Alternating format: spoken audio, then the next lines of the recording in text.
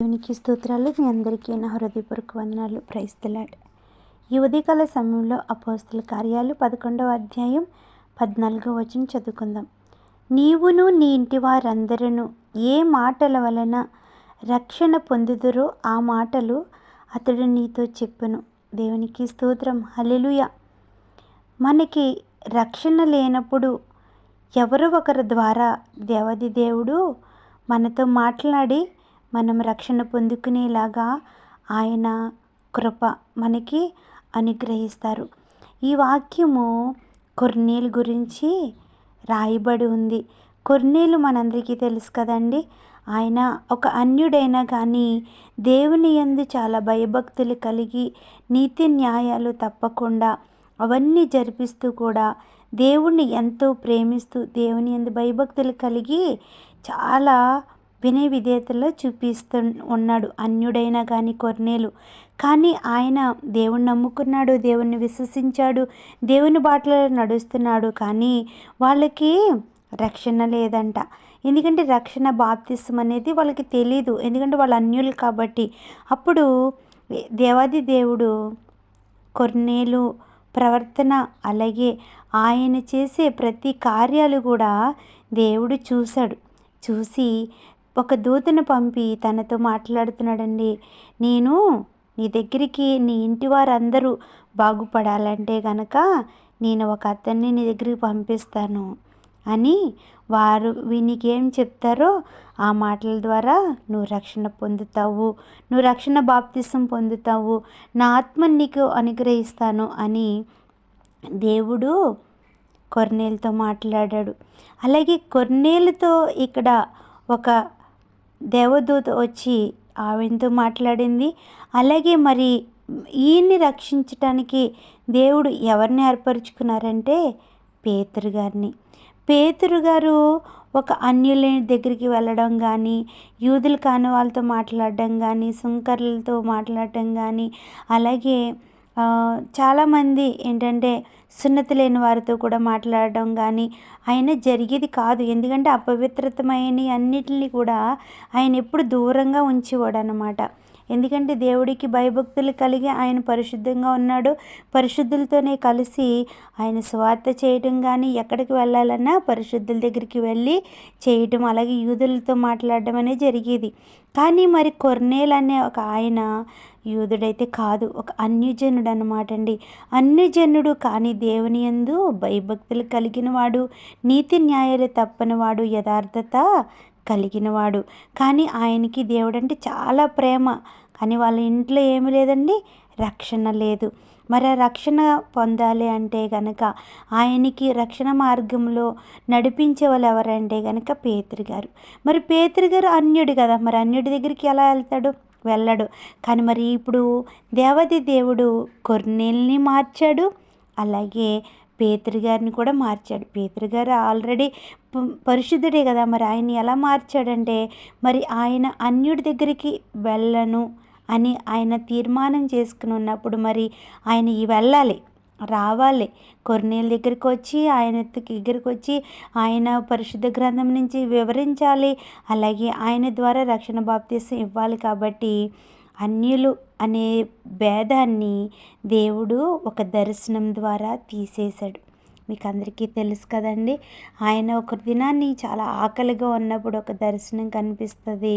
కొన్ని పక్షులు అపవిత్రమైనవి పవిత్రమైనవి కనిపించినప్పుడు అవి చంపుకుని తినన్నప్పుడు పేతురు గారు నేను తిన్న అపవిత్రమైన వాటిని నేను తినను, నేను ముట్టను అనేసి 3 సార్లు వచ్చిన కల్లోకి వచ్చినా కానీ వాటిని ముట్టడు.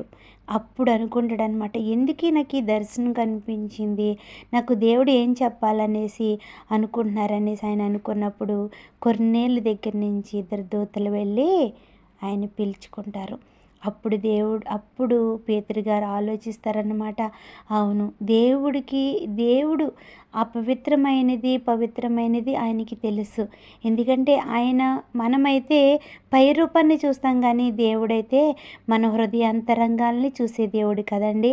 మన హృదయాంతరంగంలో మన పై రూపము ఒక పాపపు జీవితంలో ఉన్నా కానీ, పాపపు స్థితిలో ఉన్నా కానీ, పాపపు కోపంలో మనం మునిగిపోతున్నా కానీ, మన అంతరాత్మ ఎంత పరిశుద్ధంగా ఉన్నదో దేవుడికి తెలుసు. అందుకే ఎంతోమంది పాపాత్మల్ని దేవుడు ఏర్పరచుకున్నారు ఒక గొప్ప సాక్షులుగా. అవును కదండి. అలాగే ఇది ఒక అన్యుడైనా కానీ దేవుని యందు భయభక్తులు, అలాగే దేవుడంటే ఎంతో ప్రీతి, ఎంత వినయ విధేయతలు కలిగిన వాడు కాబట్టి ఆయన భక్తిని ఆయన చూశాడు.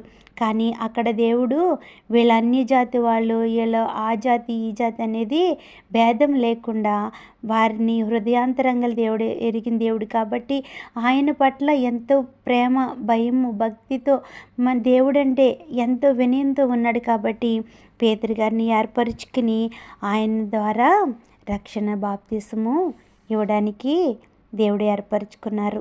అలాగే కొర్నేలు గారు కూడా మరి చాలా పరిశుద్ధంగా బ్రతుకుతున్నాడు, కానీ ఆయనకి ఏం లేదు, రక్షణ లేదు.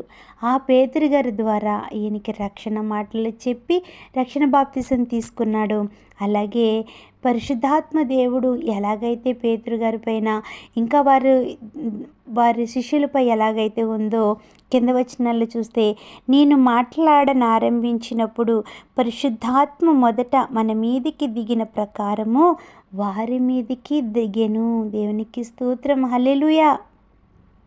చూసారండి, పరిశుద్ధాత్మ దేవుడు అంటండి వారి మీద కూడా వచ్చాడు. ఎందుకంటే వాళ్ళు పరిశుద్ధులు కాబట్టి.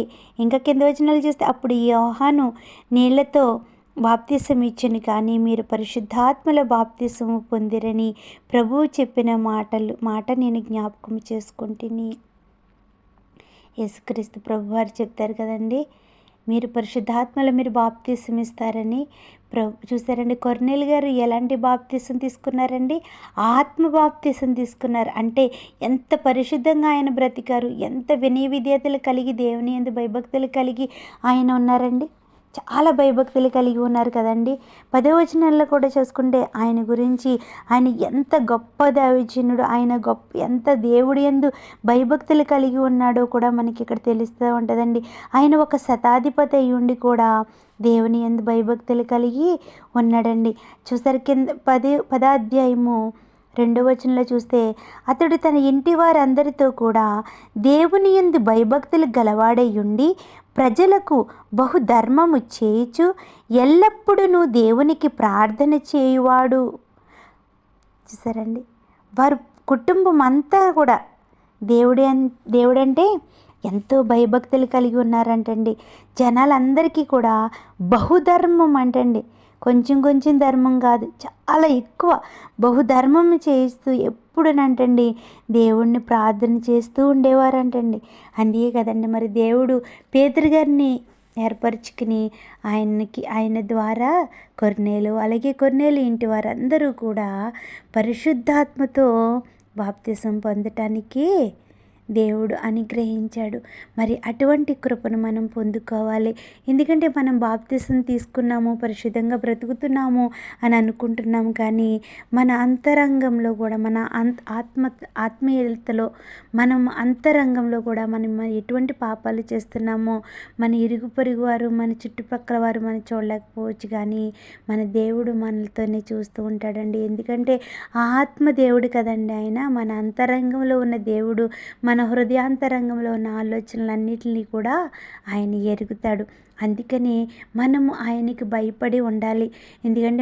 ఎందుకంటే దేవుడు ఆత్మదేవుడు కాబట్టి, మనలో నివసిస్తున్నాడు కాబట్టి, ఆయన మనలో ఉన్న ప్రతిదాన్ని కూడా ఆయన ఎరిగిన దేవుడు కాబట్టి, ఆయనకి మనం విధేయులై కలిగి ఆయనకి మనము చాలా భయపడుతూ ఆయనకి నిరంతరము ప్రార్థన చేస్తూ మనం ఉన్నప్పుడు ఆయన కృప మనకి ఎప్పుడు సన్నిహితంగా ఉంటుంది, దగ్గరగా ఉంటుంది. మన కష్టాల్లోనూ ఇబ్బందుల్లోనూ దేవుడు మనల్ని ఆదుకుని లేవనెత్తుతాడు. కొర్నేలు లాంటి జీవితం నేను మనమందరము కలిగి ఉందాము. ఎందుకంటే ఒక అన్ని జాతి వాడైనా కానీ దేవుడంటే చాలా భయము, భక్తి. అలాంటి భయము భక్తి కలిగి మనము ఆయన సన్నిధిలో ప్రార్థించినప్పుడు దేవాది దేవుడు అనేక మంది దైవజనుల ద్వారా మనతో మాట్లాడుతూ మనకి పరిశుద్ధాత్మ అభిషేకాన్ని ఇస్తాడు. ఈ చిన్ని కొన్ని మాటలు దేవుడు దీవించును గాక. ఆమేన్. Praise the lord.